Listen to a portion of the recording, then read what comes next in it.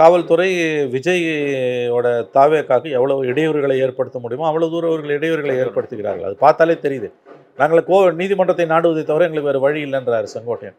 84 நிபந்தனைகள்லாம் நீங்கள் யார் யார் வருவா, அவங்க பேர் இல்லைன்னா எப்படி கொடுக்க முடியும்? ஒரு பப்ளிக் மீட்டிங்க்கு யார் வரும்? இப்போ ஏடிஎம்கே மீட்டிங் போடுறான், ஏடிஎம்கே மீட்டிங் எவன் வரான்னு நீங்கள் லிஸ்ட்டு கொடுங்க, நான் ஏடிஎம்கே கிட்ட கேட்க முடியும் முடியாது. யார் வருவான்னு யாருக்கு தெரியும்? எப்படி தெரியும்? அது பேரே பொதுக்கூட்டம் இல்லை. ஒரு கல்யாணத்துக்கு கூட நீ பத்திரிக்கை வச்சுன்னா இன்னார் வந்துடலான்னு ஒரு குத்து மதிப்பாக சொல்லிடலாம். இந்த இவருக்கு வச்சுங்க, அவருக்கு வச்சுங்க, இவங்களுக்கெல்லாம் பத்திரிக்கை வச்சுருக்கோம், வந்தால் இவங்க தான் வருவாங்க அப்படின்னு சொல்லிடலாம். வரும்போது அழைப்பிதழை மறக்காமல் கொண்டு வரணும்னு சொல்லிட்டோம்னா லிஸ்ட்டு போட்டே சொல்லிடலாம். இந்த அழைப்பிதழ், இந்த நம்பர், இவர் வருவார், இவர் வருவாருன்னு.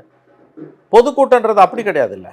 அப்போ இதை தெரிஞ்சே தானே காவல்துறை பண்ணுது. இப்போ விஜய்க்கு எவ்வளோ தூரம் இடையூறுகளை ஏற்படுத்த முடியுமோ அந்த அளவுக்கு மாநில அரசு இடையூறுகளை ஏற்படுத்துது.